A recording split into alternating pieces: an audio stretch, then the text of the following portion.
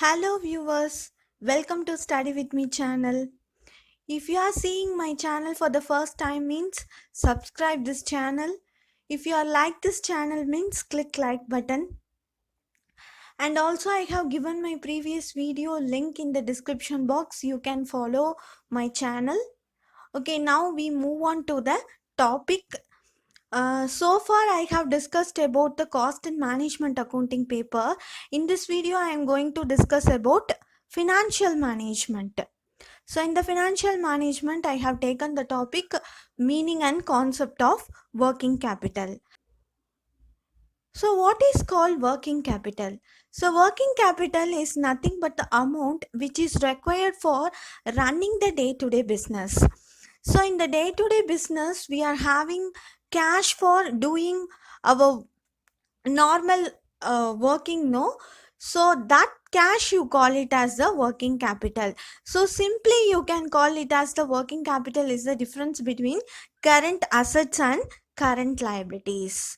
So working capital means nothing but the amount which is required for meeting day to day business operations.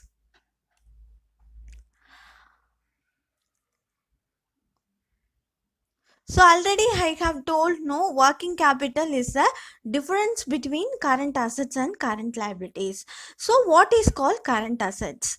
So asset which is classified as current when it is expected to be realized or intend to be sold or consumed in normal operating cycle. That is asset which is used or consumed or sold for the day-to-day business operations. Okay, then the asset is held primarily for the purpose of trading. We are not purchasing this current assets for the purpose of retaining it. So for day-to-day operations, for the business operations, we need this current assets. Okay, then these assets can be liquidated within 1 year. Okay, so within 12 months you can realize the funds for this current assets. Then it is non-restricted cash or cash equivalent. So what is called non-restricted cash? Before that we should know restricted cash. So the restricted cash is a cash which is restricted for specific purpose. That is, it cannot be freely available for the company to spend or invest. It is meant for specific purpose. But the non-restricted cash means it is not meant for the specific purpose. You can use for any other purpose. So the current assets is nothing but an asset which is used or consumed for day-to-day business operations. So these assets value will be realized within 1 year. And also it is we can say that it is cash or cash equivalent. Okay, so what is the examples of the current assets? So for the purpose of working capital management, they are classed current assets into some headings. So first thing, inventory. So inventory, here the inventory are classified into three parts: raw materials, work in process and finished goods. So the raw materials, we all know that the material which is used for the production of the goods. Then work in process means partly finished goods, it need to be finished for the future period. Then finished goods, it is made available for the selling. Okay, so this all constitutes inventory. Then receivable means either trade receivables or bills receivable. Okay, trades receivable is nothing but the credit which is extended to the customers while purchasing goods from us. So the bills receivable is nothing but the bills which is written for the customers while purchasing goods from us. Okay, so both trade receivables and bills receivable, you call it as an receivable, which is an amount which has to be realized from the customers in the future period. So we call it as an current assets. Then cash or cash equivalents. So cash is also comes under the category of current assets. Then cash equivalents. Cash equivalents means short-term marketable securities, which either it may be a commercial paper or government paper. So these are, you call it as a short-term marketable securities, which can be liquidated within a shorter period of time. Then prepaid expenses. So prepaid expenses means the advance payment which is paid for using that goods in the future. For example, insurance.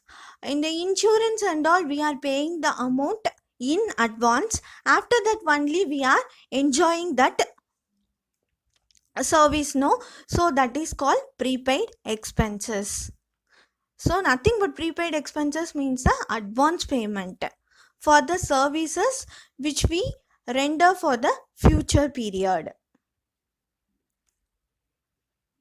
Next thing, current liabilities. So what is called current liabilities? So which is a liability when it is expected to be settled in normal operating cycle of the entity. In the normal day-to-day operations, we can get some loans from the creditors or from the banks for running day-to-day operations. So that is called the current liabilities. So this liability is meant for the purpose of trading. For day-to-day trading, we are getting liability from external sources. Then it is expected to be settled within 12 months after the reporting period. So within 1 year we have to repay this amount to the particular parties. So in short, the current liabilities means the liabilities which has to be paid within 1 year in the normal day-to-day operations. So generally, the current liabilities are classified under two heads: payables and outstanding payments. So payable means the trade payables and bills payables. So trade payables, you call it as a creditors.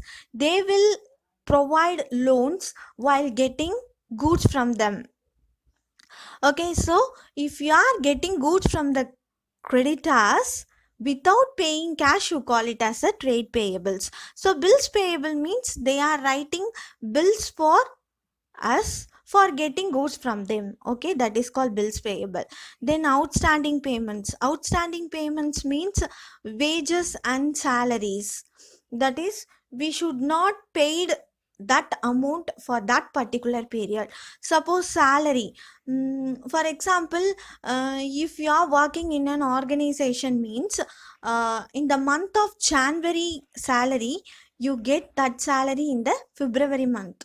So likewise, the service rendered for the particular period, but the amount is realized in the future period, that is called the outstanding payments. Next one, concept of working capital.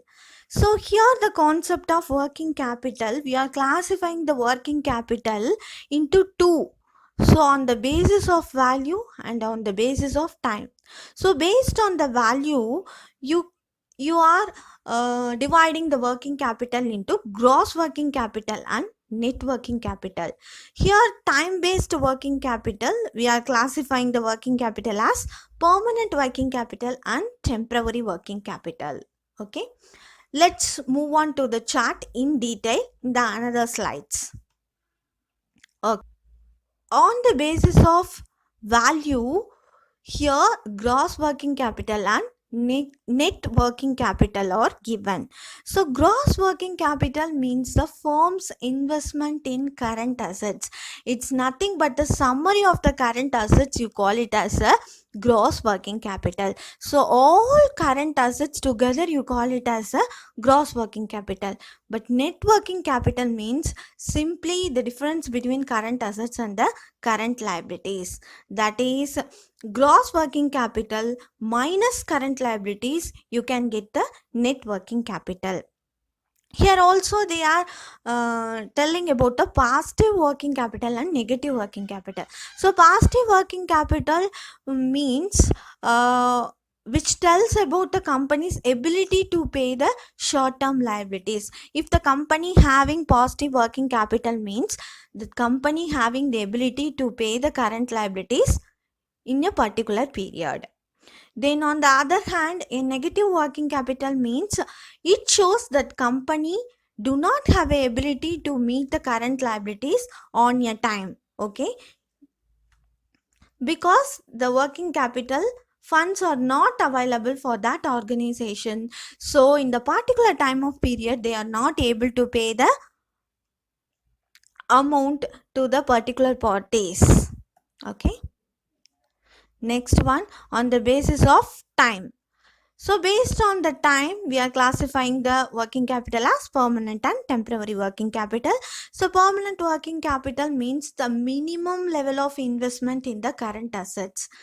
That is, we have to keep that minimum level of investment in the current assets for carrying the day-to-day activities. Okay, it is like investment in fixed asset. Okay, so this is the amount which has to be maintained by the organization at the minimum level. So without this minimum fund we cannot run the business smoothly. Okay, so that is called permanent working capital. Then temporary working capital means the amount which is needed in addition to the permanent working capital. Okay, permanent working capital is a minimum amount which need to be kept by the organization for running the day to day business. So in addition to the permanent working capital, certain amount need to be maintained by the company to balance the fluctuations in the sales volume.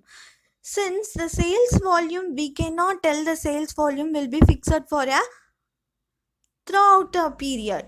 Okay, so it will be varies from a period to period.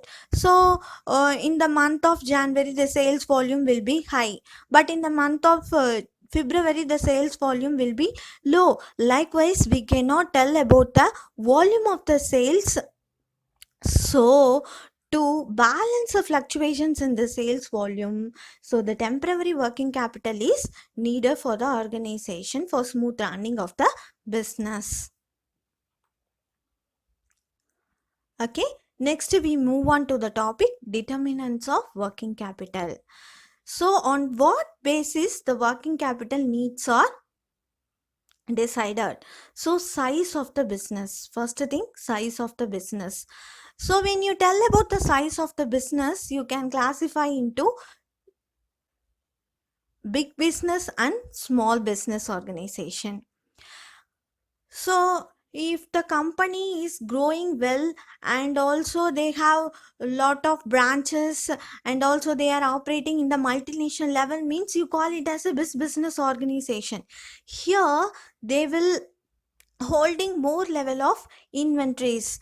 They had to maintain more funds to run the day-to-day business operation. So in case of big business organization, working capital requirements will be more to maintain the day-to-day operation. But in case of small business organization, the working capital requirements are not much more because their operating level is also low, so they need not require more funds to stock the goods. Okay, next thing, nature of the business. Here under the nature of the business we are classifying the industries into manufacturing concern and service concern. So in the manufacturing industries and the trading industries, they are maintaining inventories. Okay, so they have to purchase the raw materials and they have to convert that material into finished goods, and they need to store the finished goods in the warehouse before it reaches into the market. So for all this process they need more working capital. But in case of service organization, they are not maintaining inventories because they are running their organization on cash basis only, so they need not require more working capital. Next one, storage period. If the storage period is high, requirement of working capital is more. because if you are storing the finished goods in the warehouse for a longer period of time means more number of funds are locked up in that finished goods. So for running the day to day operation we need to have some more funds. So the requirement of working capital is more in case of high storage period. But in case if the storage period is less, some inventories the storage period will be very low. So in such a case they need not have more working capital because the stock of goods are not stored for a longer period of time. So they have surplus cash so they can use for day to day operations. Next point, credit period.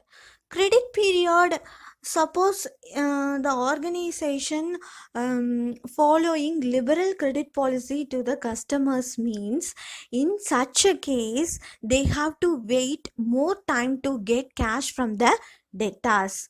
So in that time gap they need funds, no. So in such a case the working capital requirements will be more. But if they are not following uh, liberal credit policy to the customer, that is they are extending credit period to the customers for a lesser period of time means the less working capital will be needed. Okay, next thing, seasonal requirement. In the seasonal business a huge amount is blocked in the form of raw material inventories. That is, in the seasonal period, in the seasonal business, in the season time only the demand of the product will be high. So in that period only they will have more number of working capital. uh, Suppose if the seasonal business is carrying out the stable business means, that is stable production process means throughout the period they will produce the goods but they will sell that goods for a season only. In such a case also the working capital will be more. Next one, potential growth. If the business is to be extended in future, more working capital is required. Suppose if you find your business will be growing more in future period, so you are deciding that company into expansion means in such a case your working capital requirements will be more. So based on the growth of the business, the working capital requirement will be changes. Next thing, changes in the price level. The rise in the price will require the firm to maintain large amount of working capital. Suppose if the price of the product will be rise means you have to pay additional amount for getting the same raw material. Okay, so there the organization need more working capital. When decrease in the price means, that is if you are purchasing the same raw material at a lower price means you cannot have a more number of working capital. So the changes in the price level also determine the working capital needs. Next thing, dividend policy. Dividend policy, okay, how the company provides dividend to the shareholders based on the retained earning. Okay, if the firm retains more profit and distribute lower amount of dividend means it requires less working capital because they are having more funds in the form of profit. So using this profit they are providing lower amount of dividend to the shareholders, so the working capital requirements will be low. Suppose if the firm having low profit but they are distributing higher amount of dividend means in such a case the working capital requirement will be more in case of that particular period. Next, working capital cycle. When the working capital cycle of the firm is long, it will require larger amount of working capital. So the requirement of working capital will be higher when the working capital cycle will be long. But in case of working capital is very short means that the working capital requirement will not be much more.